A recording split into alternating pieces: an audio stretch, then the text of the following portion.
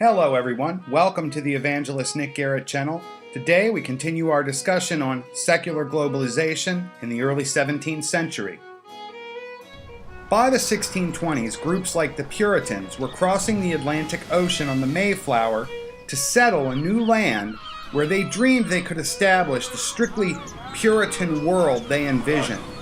In his 2006 Pulitzer Prize-winning book, Mayflower, Nathaniel Philbrick highlights just how difficult it was for the starving, cold, and frightened Puritans to test their mettle and their beliefs against the realities of subsistence living in the rugged New World without having to rely on some form of their neighbors.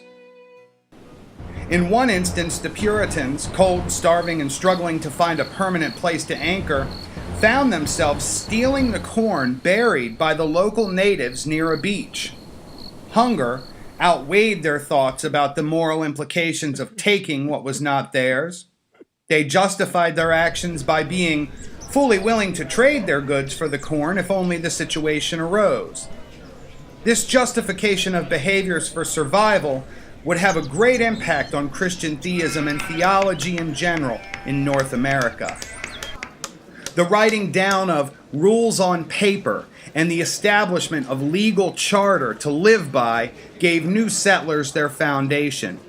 It provided a framework, the first step from barbarity to defined morals, or in other words, rules that would be followed and restraint shown in the absence of needs. As the foundations of their lives grew and they were able to provide for their basic food, shelter, and clothing, life was able to become more about the moral, the good, and Christianity again grew. The Puritans were not the only groups of people that faith in Christ motivated to cross the ocean, overcome superstition, and form new lives. A primarily Anglican settlement near Jamestown and around Virginia's northern neck, and a Catholic settlement right across the river in Maryland became the pride of the New World for their tolerance of Christian denominationalism. Yet, they too would have their challenges and prejudices to overcome. Denominationalism did not mean everybody could practice his or her faith in the exact same spot at the same time. A place to go for people of a given faith was freedom of religion. This is quite the normal human response. People tend to gather in groups based on varieties of criteria, all built upon mutual interests and mutual goals, comfort, desire, and security. In other words, land assigned to a certain group of people based on shared religious beliefs became an important part of American society. An event called Ingalls Rebellion that took place in southern Maryland saw the prejudices of Catholics and Protestants contribute to conflict. Although it was not the direct cause, it was a major event for its time. In fact, had the event not occurred, there might have been no George Washington, no America, and no revolution. One of the families involved in Ingalls Rebellion was that of Nathaniel Pope's. The event of the rebellion forced his eventual relocation to Northern Virginia, along with the ancestors of many of America's founding families.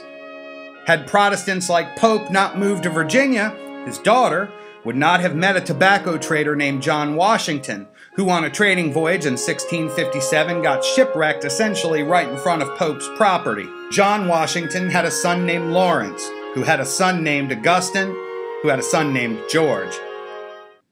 It was not just the Atlantic that became a bustling waterway under the seafaring global capitalists. Zheng He sailed the Pacific Ocean in large, impressive ships called junks that were well suited to the long, wide expanses of the Pacific and open trade with the Spanish and island territories and along the South American coast well earlier than many modern historians had suspected. Until recently, these events were not really part of the historical lexicon of mainstream narratives.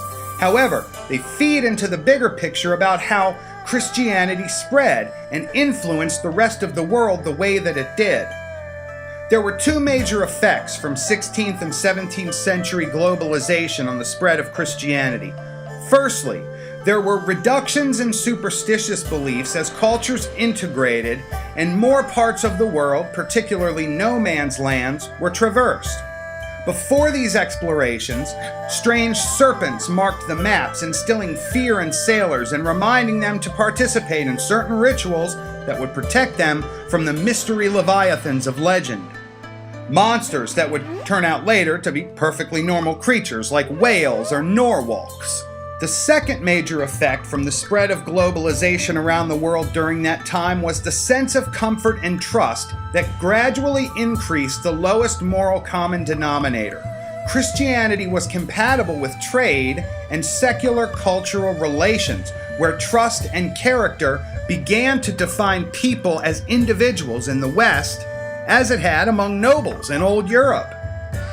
Some may read these words and immediately have the violent conquest of natives in mind.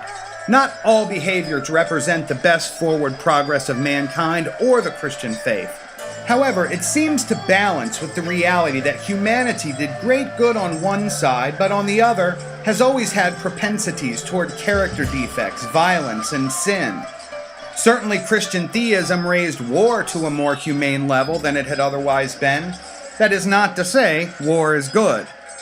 In America, these lessons were being established all over again. The example of Genghis Khan and his unification of China with a set of written laws was a good example of this.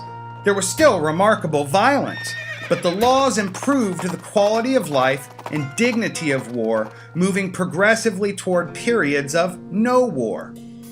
Christian theism also established a higher dialogue because of its philosophical aspects, and now its ability to compare and contrast varieties of beliefs, such as are studied in the subject of apologetics.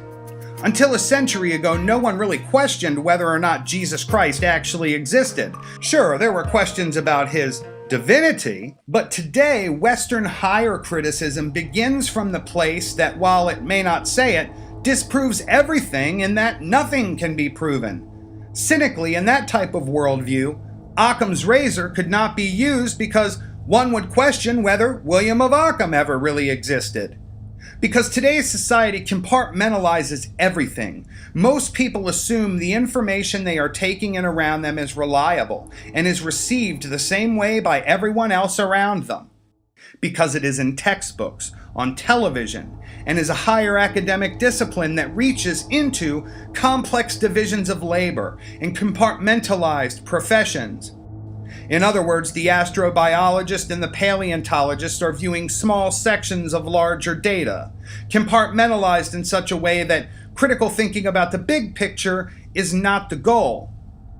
The beginning of the era of globalization that began with exploration revealed that humankind doesn't really know as much as they thought they did about their origins.